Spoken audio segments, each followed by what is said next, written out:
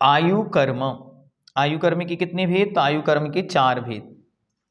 नारक तैर यक योन मानुष दैवानि, नारक तैर यक योन मानुष दैवानि, नरक, त्रियंच, मनुष्य और देव, ये 4 आयु हैं।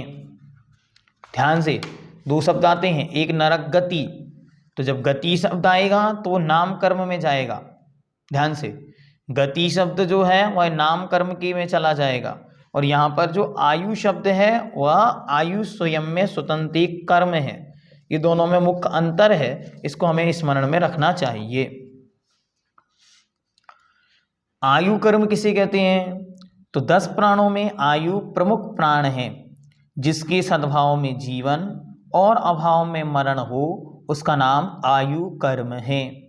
आयु कर्म के 4 भेद, नरकायु, त्रियंचायु, मनुष्यायु और देव आयु।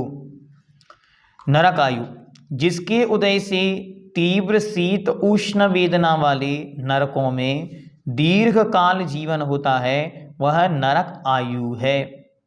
त्रियंचायु, क्षुधा, तृषा, शीत, उष्ण, दंशमशक आदि अनेक दुखों के स्थानभूत त्रियंचों में जिसके उदय से भवधारण हो, वह त्रियंच आयु है। मनुष्य आयु, शारीरिक और मानसिक सुख दुख से समाकुल मनुष्य पर्याय में जिसके उदय से भवधारण हो, वह मनुष्य आयु है। देव आयु, शारीरिक एवं मानसिक अनेक सुखों से प्रायः युक्त देवों में जिसके उदय से भवधारण हो, वह आयु है। गति ले जाने का काम करती है और आयु वहाँ रोकने का काम करती है, उस भव को धारण कराती है।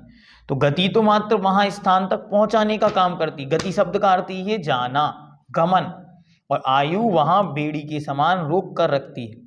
इसमें अच्छी तरह ये भी समझना चाहिए कि आयु कर्म जो है उसके कारण ही एक जीव एक स्थान पर ठहरता है, रुकता है। जो आयु लेकर आया उस आयु पर्यंत वहाँ रहता है।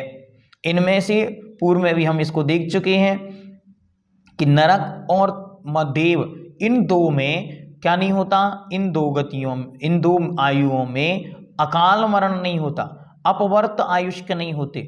और जो 2 आयु हैं त्रियंच और मनुष्य, इनमें अपवर्तपना संभव है, अर्थात ये कम भी होती हैं। कुछ बातें और अपन अच्छी तरह देख सकते हैं। जो नरक आयु में है, जिसको नरक आयु का बंध है, वह जीव नरक आयु को पूर्ण करे बिना वहां से निकलता नहीं है, कैसी भी कंडीशन हो।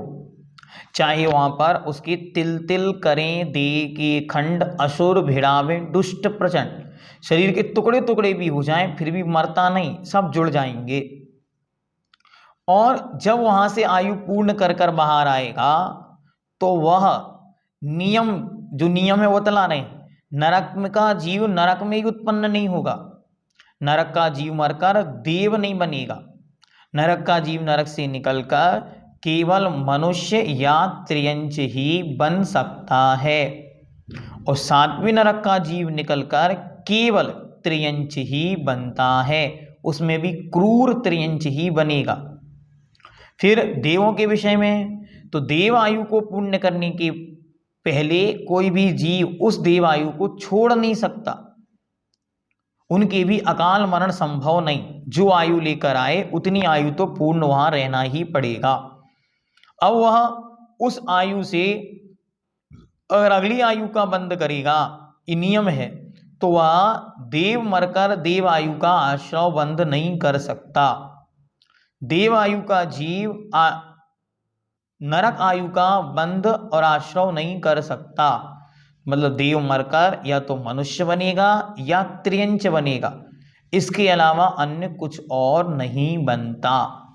इसको अच्छी तरह हमको दिमाग में फिट करना है। ये कुछ नियम हैं, कुछ कंडीशंस हैं जो अप्लीकेबल है, इन्हें सिद्धांत कहते हैं कि ये ऐसे ही हैं, इसको अच्छी तरह जानना।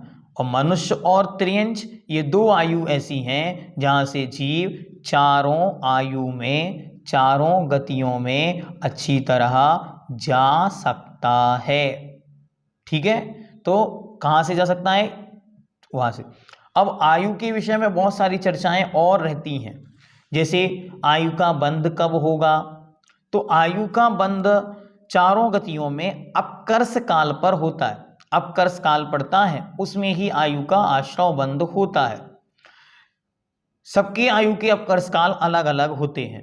जैसे नरकों में और देवों में आयु के अंतिम जब 6 माह शेष होते हैं तब पहला अपकर्ष काल पड़ता है, और 8 अपकर्ष कालों में उन्हें आयु बांधनी होती है।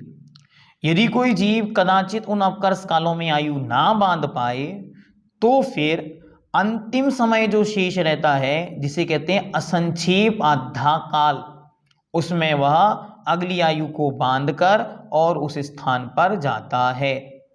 ये नियम है कि एक जीव एक जीवन में केवल एक ही आयु का बंध करेगा। कर सकता है 8 बार, 8 अपकर्ष कालों में कर सकता है, लेकिन करेगा मात्र एक आयु का। जिसने देव आयु बांध ली है अब उसे अन्य आयु का आश्रव बंध नहीं होता। दूसरा नियम, जब तक जीव एक आयु में है, जब तक जीव एक आयु में है तब तक उसे उस आयु की पूर्णता पर वो आयु छोड़ेगा।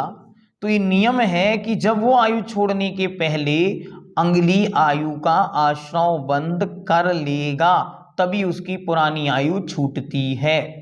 अर्थात जब तक नया एड्रेस, नई जगह उसे नहीं मिल जाएगी तब तक पुराना छोड़कर नहीं जाता। इससे एक स्पेशलिटी, एक क्लियरिटी ये हमको समझनी चाहिए कि जिन शासन में प्रेत, जो आत्माएं भटकती हैं, जिन्हें पूर्वज, पितर, पितृदोष, इनकी व्यवस्था यहाँ नहीं बनेगी, क्योंकि वह जीव भटकेगा ही नहीं। वो तो यहाँ से अगली योनि की ओर पहले आयु का बंध करेगा, पश्चात मरण करेगा। अगर उन 8 अपकर्ष कालों में उसने आयु का बंध नहीं किया है तो नियम से अपनी आयु के अंत में, जिसे असंक्षेप आधा काल नाम दिया है, उतनी समय में अगली आयु बांधकर और अगले स्थान पर चला जाएगा। जैसे उदाहरण, कोई व्यक्ति गाड़ी से उस पर चल रहा है, पीछे से किसी ट्रक ने आकर या आगे से किसी ट्रक ने आकर टक्कर मार दी। अब ऑन द स्पॉट उसकी देहांत हो गया, मानो शरीर में से इतनी ब्लीडिंग हो गई या शरीर के ऐसे अंग का घात हो गया कि अब पुनः रिपेयर होना संभव नहीं था। तो निप्रतिकार वाली स्थिति वहां पे उत्पन्न हो गई और उसे उसी समय मरना पड़ा। अब वहां जब उसका मरण होगा तो उसी समय उसकी पूरी जो आयु है वर्तमान, जो अभी जितना समय शेष रह गया था, वो सारी की सारी आयु उतने समय में ही एक साथ उदीरित हो जाएगी, खिर गाई जाएगी, झड़ जाएगी और अगली आयु का बंद करके वो वहां से अपने परिणामों के अनुसार अगली गति में चला जाता है। इसलिए बिल्कुल डरने की बात नहीं कि मैं अगले मर के कहाँ जाऊंगा।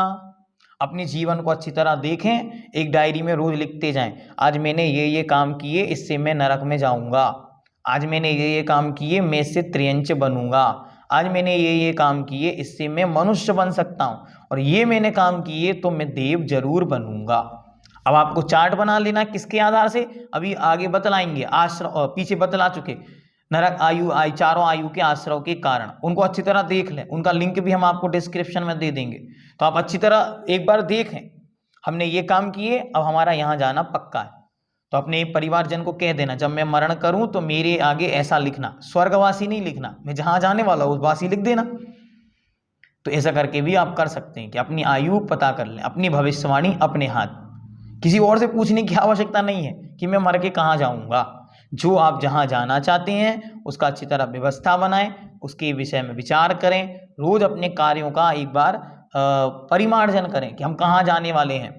जो हम करेंगे तदनुसार उसको भोगने में आएगा।